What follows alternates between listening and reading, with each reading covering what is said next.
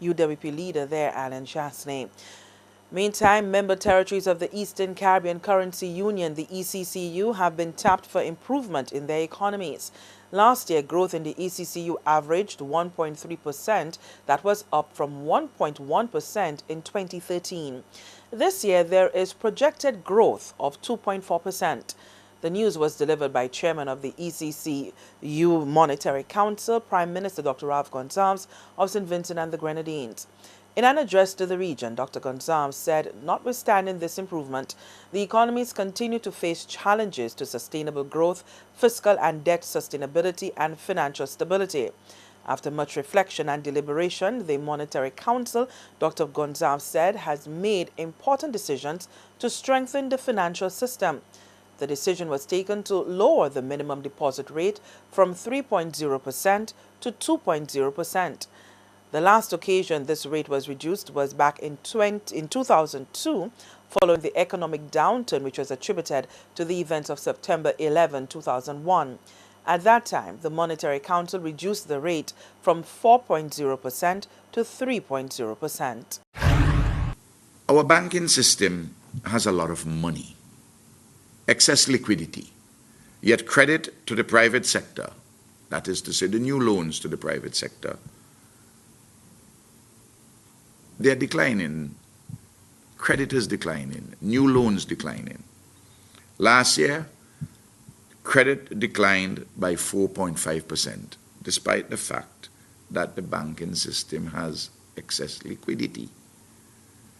Declining credit to the private sector makes economic recovery slower. This situation has to change.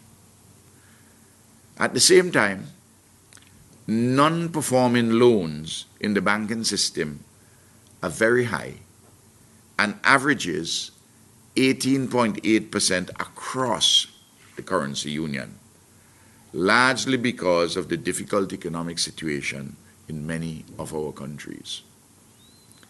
High non-performing loans make our banks less willing to lend and weakens our economies.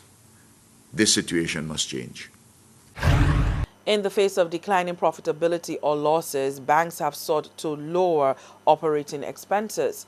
This cost reduction effort has led to the closure of several branches within the ECCU and beyond. As a result of the Monetary Council's decision to lower the minimum deposit rate, the banks in the currency union will have a lower cost profile. Combined with the economic recovery taking place in the economies, it is expected that banks would start lending more to the private sector.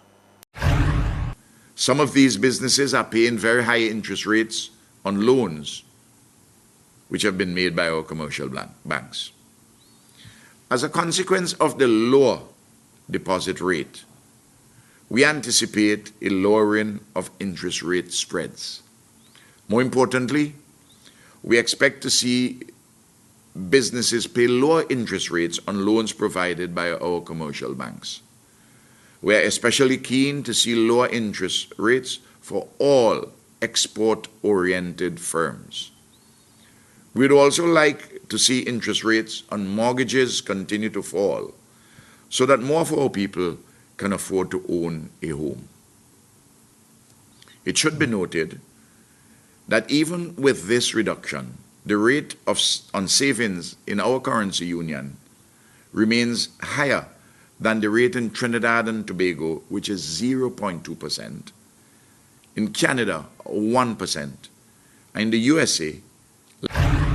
The new deposit rate will take effect from the 1st of May 2015.